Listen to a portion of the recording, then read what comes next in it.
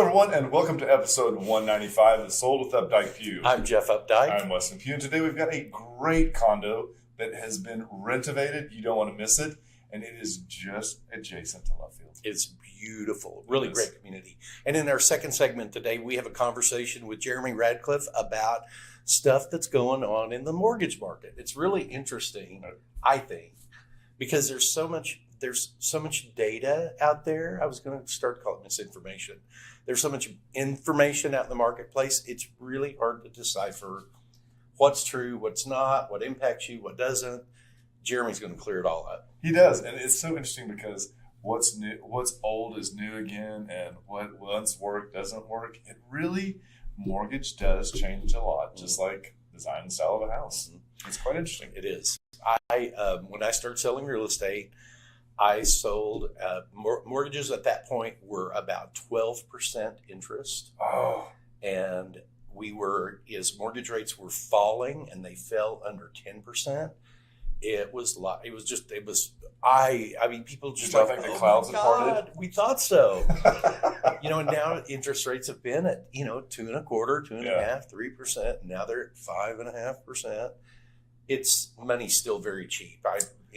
We've been huffing paint when it comes to interest rates, basically. Kind of. What did you do this weekend? Well, college football is on us. And so A&M played its only 2:30 game, I think, at home. Is that right? I don't know. I didn't pay attention to all that. I was more socializing. And everybody came over because it was also warm enough. So if you wanted to get in the pool, you kind of could. You could just put your feet in. So it was fine. Everybody had a great time. So, we'll see. But yeah, it is all about college football right now. I mean, all. You are 100% correct on that, because this weekend was one of the loneliest weekends I think I'd spent in a long time, because my friend Ray and Bob have season tickets to UT Texas. Then it was their opening game on Saturday. They went down on Friday. They stayed through Sunday. We tried very, very hard to get them to host a party for Sunday night because the Cowboys, their game started at 3 something, and so we were hoping that would. But they were like, no, we're not. No. So. They're not into it. Golly, y'all put Ray through it, or is it self-inflicted? I know. I can't tell. I know. Love Ray. He's such a good guy. Love Ray. What's so funny is because I think Jeremy Radcliffe is actually the number one guest we've ever had on the show. And it's funny because Ray did a great job co-hosting for me one time. He really did. It was probably been Jeremy, who was Michael Bosco. And then Patrick Dickinson. Mm-hmm. And then Jeremy's probably been on next. Has there anybody that's been on twice? Mm-mm. Ray probably could do it. I mean, Ray, beyond Ray. I think that's it. Did Kavita do it? Kavita did it once. She did it once. Yeah, Kavita Summer Riggins did it once. Summer did it once. Megan did it once. Kelly did it once. Oh, man.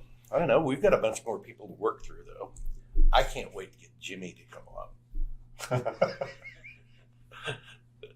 I meant that laugh with love. I think it's going to be funny. I think it'll do good. I think you're going to have a lot to keep up with. Jimmy is probably one of the most intelligent people I know, and he approaches so many things from that. While he's got this very warm, happy personality, there is this stream of logic through his head that I just get fascinated with. I think it's funny. If you're just joining us, these are all past co-hosts on our show, and we pull from all walks of life. So we do.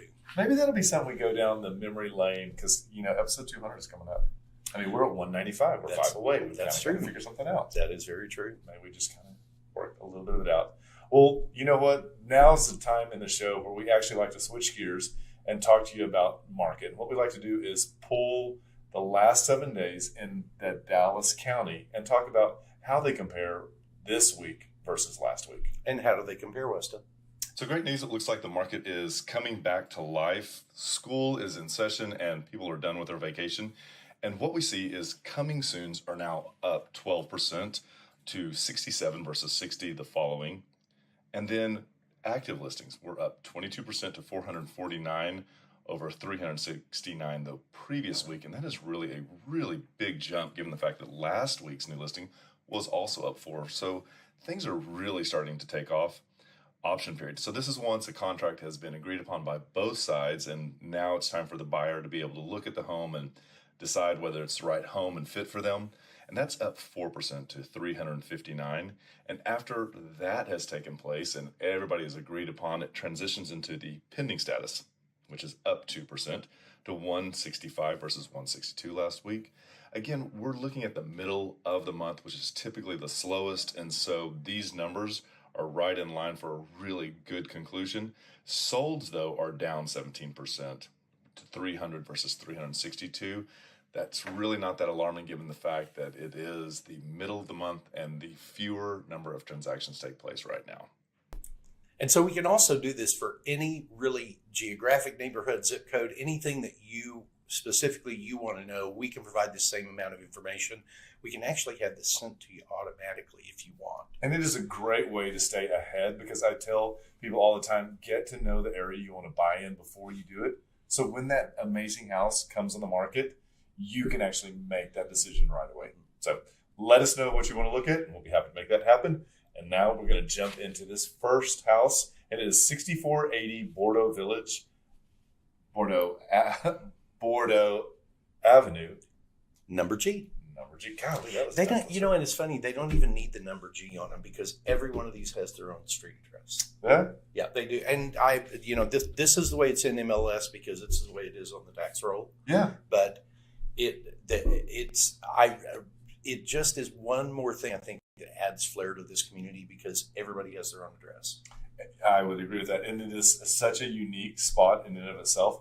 There is so much around this area. It has really been in a place probably that wasn't that developed. And now it is so central to Dallas and makes getting around so easy. It really does. And I mean, you have access to the tollway right there, north or south is within a quarter of a mile of you.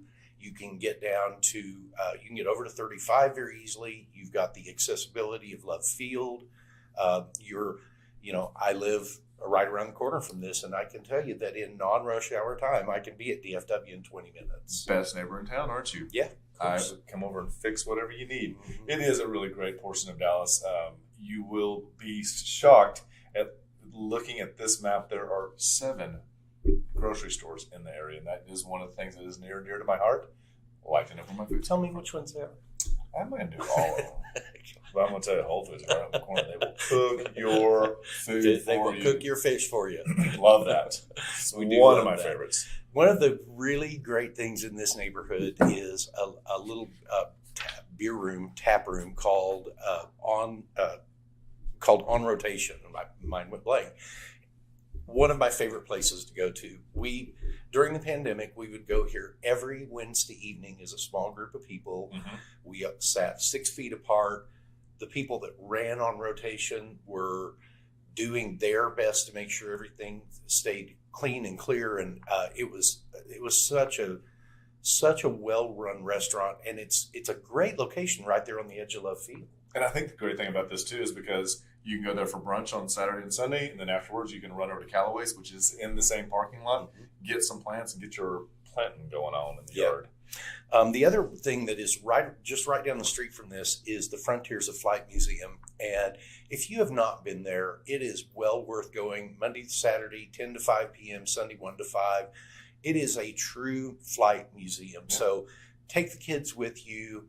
Really learn about the history of flight, especially in and around the Dallas area. Ebby Halliday was one of the big sponsors, not just a sponsor, but a big supporter in this opening. And it really is a gem of Dallas, I think. One of the interesting things, too, is you can actually rent this space out. And I can't tell you how many events I've been to at this place. And they all come out really great. Also in this area is UT Southwestern Medical School. And we'd like to point this out because so many of the residents, nurses, and students like to live within a 5-minute bubble of this area for the simple fact that they have to get up so early. And this just makes it that much easier. One of the great things, too, children's. So there is a lot of great professionals in the area. Mm-hmm. There is the entire medical district right there. We have, like UT Southwestern, little known fact, UT Southwestern has 7 Nobel Peace Prize winners on staff more than any other institution in the world. Really? Yep. Wow. And it's all in your backyard. It is. And last and certainly not least is Dallas Country Club. Just around the corner. Just around the corner. Dallas Country Club. And I'm bringing this up because chances are, if you're watching this, you're probably not going to be joining here just because the cost of membership is anywhere from $125,000 to $250,000 as your initial initiation fee. And then you have all the monthly ongoing expenses. They only have 1,500 memberships available at any one time. And so the wait list starts at 5 years, depending upon how well connected you are. So, funny little story, Lakewood Country Club is a 10 years just for golf. And I'm sure Dallas is too, but amazing. Yeah. Amazing. Crazy. Well, let's go ahead and take a look at 6480 Bordeaux Avenue, Unit G.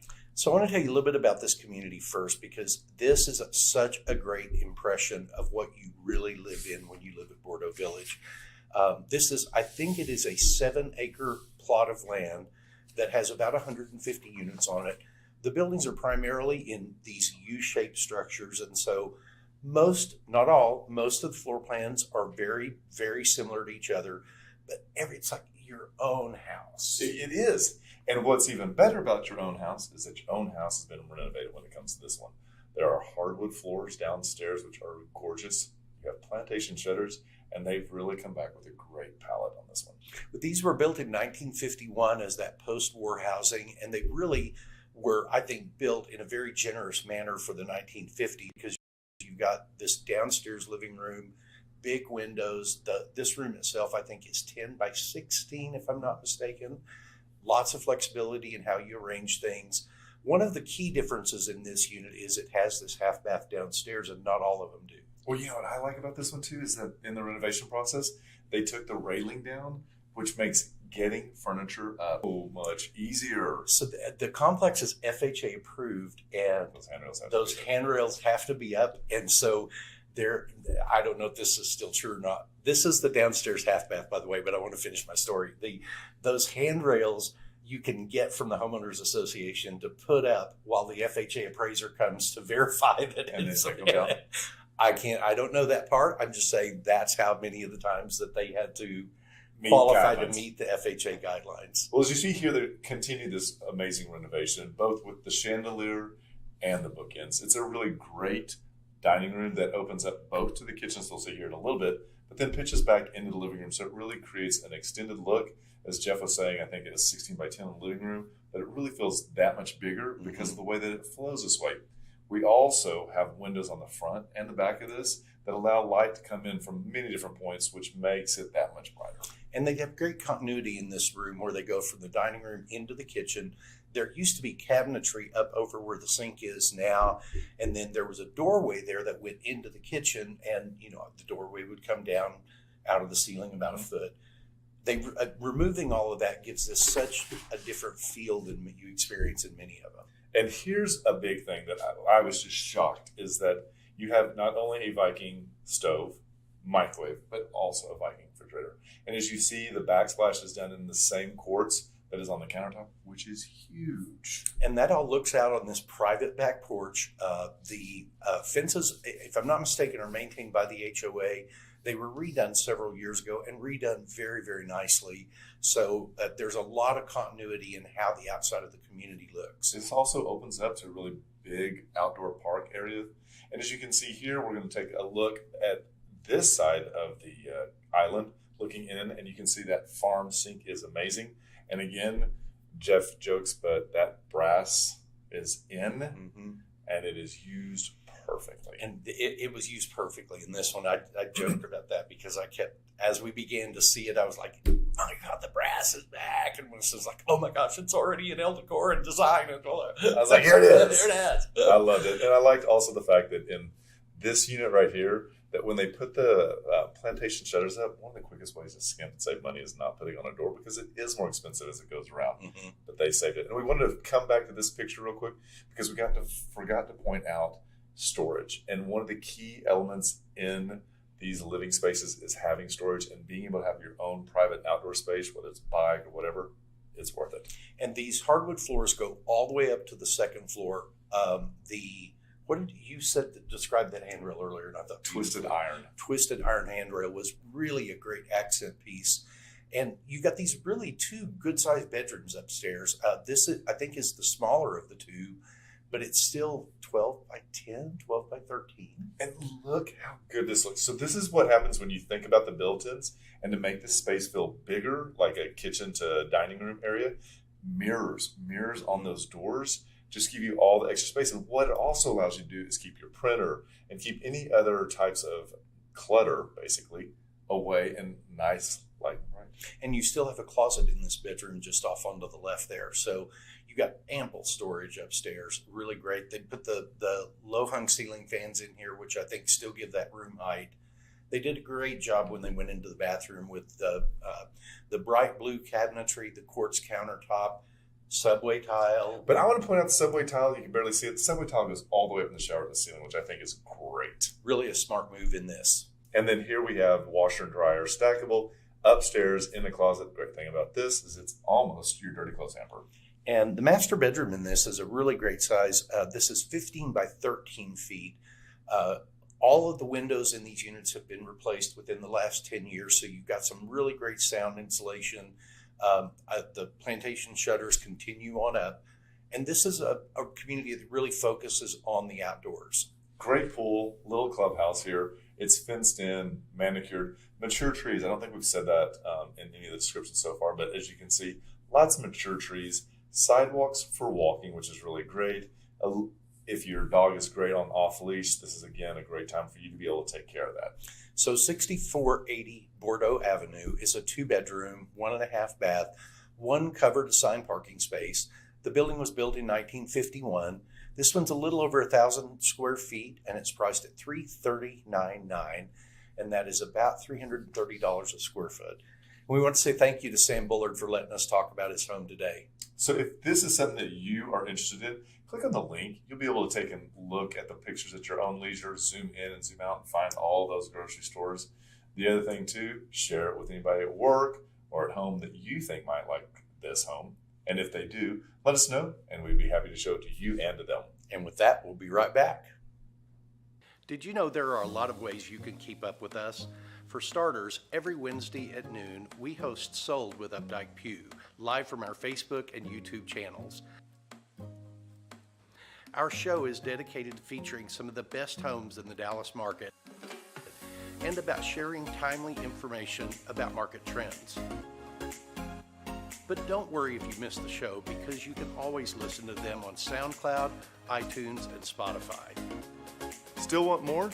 Follow us on Instagram, where you get a first-hand look at what it's like to be a realtor. It's not always previewing homes for clients or getting them ready to go live in MLS. Lastly, visit our website and you'll be able to create a custom home search tailored specifically to your wants and needs that's timely and accurate. Whether it's square foot, location, or the neighborhood, we have you covered. If you'd like to know how much your home is worth, we can help with that too. Just visit homeprice.fyi, enter a few pieces of information like your home address, and we'll email you a price. When you're ready to talk real estate, you can reach us online, by phone, or by text at 214-377-2223. And remember, we want to be realtors for life. Hi, everybody. Welcome back to the second segment, episode 195, Sold with Updike Pew. I'm Jeff Updike. I'm Weston Pugh, and today we have a great treat for you. Jeremy Radcliffe with SWBC is going to jump in and share with us what's happening in the market of mortgages today. Hi, everybody. Welcome to episode 195 of Sold with Updike Pew. I'm Jeff Updike, and today we have Jeremy Radcliffe with SWBC Mortgage with us. Welcome. Thanks, Jeff. Thanks for having me on. You really should be saying welcome to me, I think, because we're at your office today. Yes, welcome to the office. We're in the big fancy office. This is not the backdrop weekend created ours. So, y'all are welcome anytime. Come on out. Thank you. We wanted to come in today to Jeremy's office to talk about 4 or 5 things that are going on in the mortgage market. And, you know, one of the big things that's out right now is we're hearing, Fed's raising rates, mortgage rates going up. How does that work in reality?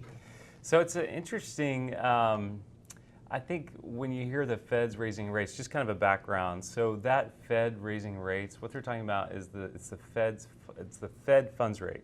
So it's a fiscal policy that the Federal Reserve uses, and essentially the Fed fund rate is a short-term overnight rate that banks charge each other to borrow money.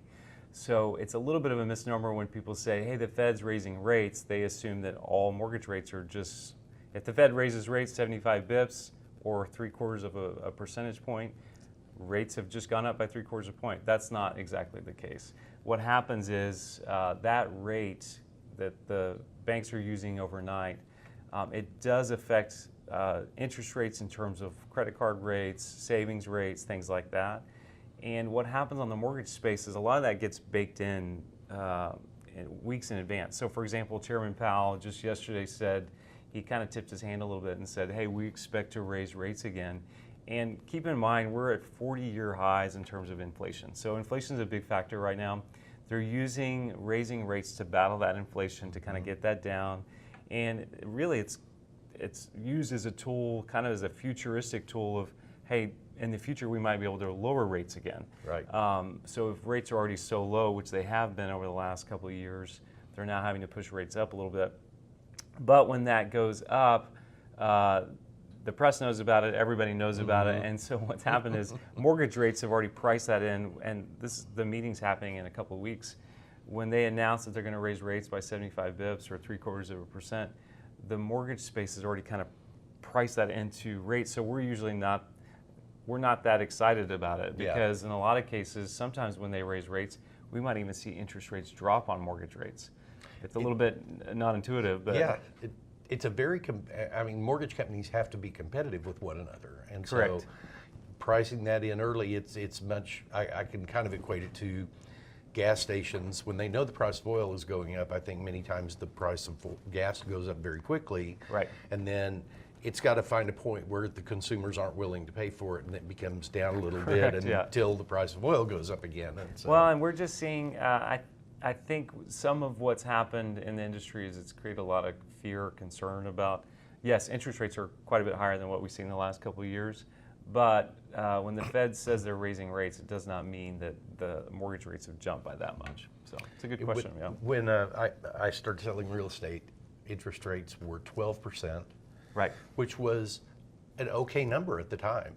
And man, when rates dropped below 10%, it was like the heavens had opened up. Everyone's like, oh my God, we're going below 10%. We're at 9.99. Yeah, everyone's trying to buy houses. Right. That's not the case right now. We saw historical lows the last couple of years. Now you started to see rates push 5-6% in some scenarios, and I think it's a lot of it's just getting that. It's kind of that price education when you're like, oh man, I want to go. I went out to eat the other day, and I was like, I don't remember going out to eat costing this much. And some of that just has to do with inflation, or grocery bills have gotten higher. Some of that's wages kind of have gotten higher. Correct. Yeah. Well, that it's interesting. We've had a lot of people that have gone to the online calculators and started refactoring now that they're talking about a different interest rate. Right. And the calls we get from people freaked out over what the answers they're getting. Correct. And it's one direction and the other. Yeah. So it's why? funny. I actually was thinking about the online calculators recently, and I went in and I just kind of did a comparison of, hey, if I went on to several different online mortgage calculators and looked at what they were showing in terms of estimates for rates, estimates for taxes. So I went on to a couple of different ones, and one was Redfin, one was Zillow, and then I just compared that to how I would price something out. Anytime you go on to a mortgage calculator, anyone that's using the same interest rate, the same term, the same loan amount, you're going to come out with the exact same payment in terms of principal interest. That's just a mathematical, it's a mathematical formula. Where it gets a little bit tricky, though, is when you start estimating taxes. Taxes are really complex, and we were just talking about before the show, if someone is buying a property, let's say they're buying a property that's $750,000 right now, list price, but that property hasn't changed hands for multiple years, tax values have not been allowed to catch up to market value. The way Texas tax laws are stated, if they have the homestead exemption on that property, tax values aren't keeping up with market value. So you might buy a property at $750, but on tax rolls it could be $400, or it could be a big lag on what that is. That becomes a problem when someone's trying to estimate taxes if it's, if they're estimating too low. And the same rate, we've seen some mortgage calculators way overestimate on taxes, which could do a disservice to a client who's looking at a certain price range. They know, hey, we want to land between the $500,000-$600,000 based on our interests. We talk to our agents, Jeff and Weston. We feel like our price point's $500-$600 if they go on and do some research. And that mortgage calculator is estimating $500 more a month than really what it could be or should be. It might scare them away a little bit. So I think it does some disservice. I do too, and so the point in that I always try to tell people is call Jeremy and ask him, because he's going to take the time to delve into the real numbers. I think what I found is if I can give people really good information, they make great decisions. And I kind of decided I'm more in the information business than I am in mortgages, because there's a lot of disinformation in the industry. Things like PMI, if you take into account PMI, how some of these online calculators are using it, PMI is that private mortgage insurance. It takes into account your loan to value, takes into account your credit score. PMI rates on online calculators are all over the map, and in most cases I think they're way overestimating by several $100s a month. So PMI rates have gotten a lot better, especially for people who have great credit. That comes into play. If you overestimate, you might scare people away. If it's underestimating, it might set someone up for a little disappointment when they find that perfect house and they're like, wait, this is much different than what we were thinking about. So, I mean, to your point, call us, talk to a mortgage person who knows what's going on and can kind of help out a little bit. Well, and how do ARM loans play into this? So, ARMs, I've had a lot of people ask me about ARMs, and I've done some research, and we're just not seeing the price break. There's some economics behind that. I can't say that it won't change over the next few years, but because of the volatility of the market, ARMs just have not picked up I think people thought, hey, interest rates are going up, I'm going to take advantage of ARMs. We're just not seeing that big price break where you're seeing a big delta between what a 30-year or a 15-year fixed rate is compared to an ARM rate. And I probably should have said adjustable rate mortgage rather than using the correct acronym. So in a not today's market, but in a different market, how do ARMs operate? How does that benefit a consumer? So the ARM, the adjustable rate mortgage, the way it works is, and I shouldn't have mentioned 15-year because it's just on a 30-year. They're amortized the same, so the payments are the same. But what happens is you've got, let's compare a 30-year fixed mortgage with an ARM rate. It used to be that ARMs they would adjust every year. That's changed in the last little bit. It's now adjust every 6 months after that that kind of preset fixed period of time. So if it's a 7-year ARM, you've got a fixed lower rate for 7 years. After that, it can adjust, and it's based on some different indexes, but can adjust now every 6 months. The benefit is if you're expecting to be in a house, hey, I think I'm only going to be here for 5 years based on my job or just future family plans or whatever, there's no point in getting a 30-year mortgage if the rate on a ARM is significantly lower. We were seeing that a few years back where ARM rates you were getting a big benefit in taking the ARM because you had a much lower payment for that period of time. It does adjust to have that period of time, and it can adjust if you're not careful. It can adjust up quite a bit, and that's something we keep an eye out for as well. Are you seeing any more of just the interest-only type payment programs? There, occasionally, they're becoming more and more. We were talking about 2008, some of the products that came out back then. We are starting to see some of that stuff peek its head in a little bit. Some of the 0% down programs, things like that. And it's interesting to me. I'm not a super big fan. I'm probably a little bit more conservative. Yeah. But the interest only, those have always been into play. Fannie and Freddie aren't doing those much at all that I know of. And the reason being is you're never going to be able to build principal. You're never gaining equity when you do that. I always thought of them as the gambler's loan. Correct. And some people look at them and say, hey, you know what, I'm benefiting, I'm gaining equity because of appreciation in my property values. But Well, they didn't between 2008 and 2012. correct. Yeah, depending on the year. Yeah, exactly. Yeah. Your company does a really cool a real cool feature in your loans, and I think that your service coupled with this opportunity for borrowers is really cool. Y'all call it recasting. So recasting it's not just unique to SWBC, but essentially what happens is, let's say you're buying a home, and I did an article about this. You're buying a home, and right now you've got your current property. You own a home, you want to sell it, but your agent said, hey, it's not a very conducive market for you to make for a contingent offer. You don't have the full down payment that you would have liked to have done in the initial purchase, but you got some money to set aside. You can actually put that money, let's say you buy it 5-10% down, you buy the property, you've got that property as is, so you now own 2 properties. Later on, you sell your other property, you've got more cash from the equity of that sell. You can then apply that back towards the principal. It's called a principal reduction. On our side, I think it's a minimum of $10,000, and then I think there's a small processing fee, maybe $250 bucks. Mm-hmm.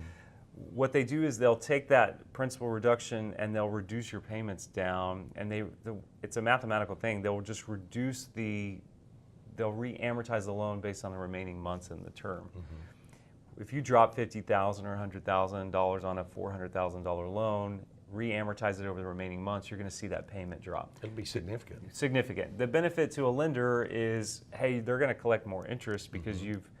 you've kind of spread that time frame off. If you drop $50,000 or $100,000 today on a loan, you're going to pay that off a lot faster, and every month banks are collecting less interest. Mm-hmm. If you re-amortize that loan or recast it, then they're going to collect more. And the benefit to clients who, in that scenario, they get a lower monthly payment. So it's a great setup, and we found that to be a really great option for people who are trying to buy a home, not do contingent offers.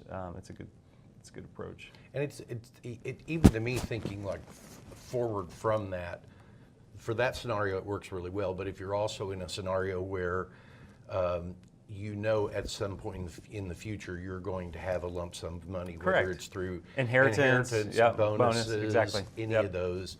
It's always available. So it's not just in the scenario where someone's trying to buy. I mean, it's just by nature, it's a servicing option for people. Yeah, I think it's a great feature to have.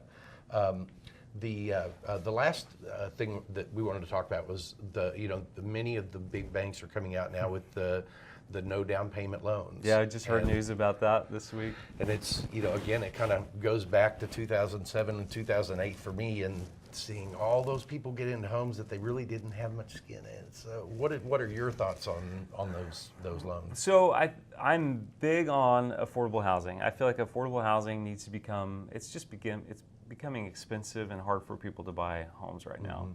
There are the offset thought on that, though, is if someone goes in with 0% down, and they're kind of just making it to where they're high on ratios or whatever, that can put them in a bad spot because property taxes continue to go up year over year. Mm-hmm. Insurance goes up year over year. Yeah, I mean, payments, it doesn't matter if you're on a 30-year fix, that principal and interest is going to stay the same, but the cost of owning a home will increase year over year. And I think having money that 0% down could work for some people. I could just see it being a bit of a factor, and I'm a little hesitant to. I'm not a big pusher of the 0% down. I mean, it does work for some people. There's down payment assistance programs that help people, and I think owning a home is an excellent way to build wealth. Mm-hmm. So if you can do it, it's more of a big picture of, hey, overall financially, are you in a good spot to mm-hmm. be able to buy a home and have money set aside in an emergency fund, mm-hmm. savings, whatever, in case there's a rainy day, because that rainy day is going to come likely. And I think the pool of the market of people that can benefit from that is definitely there. Correct. When that program began marketing, I instantly thought, they're trying to market that to a very broad cross section that this probably doesn't make a lot of sense. A lot of sense for, but certainly 30, 40, 50% of those people, it really does, because as you said, maybe you're smart and you're putting money away for a down payment. You're putting money away so that when you buy your home, you've still got your nest egg over here. Right. maybe that does make sense for you to be able to buy with zero down because you're financially prepared over here. Correct. Yeah. If I think the concern I'd have is if you've got no money in a savings account, no money in an emergency fund, and you're trying to buy a home with 0% down. And I don't think a lot of the programs are. I haven't heard all the details on some of the big banks in terms of what they're doing, but that does not seem like a recipe for success in the long run. And I'm gonna wrap this up today with putting you on the spot. And I want three things. What are three things that you would tell a borrower or somebody who's wanting to buy a home? What are three things you would tell them to do to start preparing? I'd say talk to an agent, figure out what your price range is. So talk to you guys, call, get an idea of what you actually, what your interests are. Secondly, I think as soon as you can, call us, talk to a lender, because if you haven't looked at your credit in a while, there might be some things on there you might be surprised by. A lot of people are concerned about, hey, I don't want to have my credit looked at. I don't think I've ever had a situation where if we looked at credit, it completely kept someone from being able to buy a home. That's usually not the case ever. And in most cases, we can look at credit and determine, hey, you could tweak a couple things and might improve your score. Lastly, I'd say just be ready. Like, set money aside, because I think there's going to be coming, and you could tell me, but I feel like there's going to be opportunities over the next 4 to 8 months where we're going to see more properties come on the market. There's going to be some deals that come out. Yep. And I think people just need to be ready to go. And if you don't have all of those things in place, it's kind of like trying to get to you're trying to get on a race. So imagine like a horse race and you're still out in the parking lot. Like, you got to get in the stalls ready to go. I don't know horse racing that well, so that was a good analogy, actually. But you can't be in the parking lot trying to buy a house or try to run a horse race. So get all that stuff in place and just be ready to go. So I think it never hurts. And even if you're 6 months to 12 months out, it's never too early to start that process, in my opinion. One of the things that we tell a lot of our clients, because when you get that initial call, there is always that, well, we're not really sure what we're going to do. We're just kind of looking around. And I think it's I think much of that is true, but I think sometimes people are also wanting to shop. They're wanting to talk to you. They want to see how they connect with you. Right. So one of the favorite things I like to tell people is we talk to people sometimes 6, 12 months before they ever do anything. So setting the expectations. These conversations, these going out looking around, this is all no commitment. We're not going to make you sign anything. We just, so that's great. Well, y'all are rock stars as always. So thanks for letting me do this. Yeah, absolutely. So if you have any questions, reach out to Jeremy. His information is going to be in the links below. We will also make sure that we've got a link to his article that he referenced earlier, so you can take a look at that. And if you need anything, we'll have his information out there. Jeremy, thank you. Thanks, Jeff. We'll see you next time. You bet.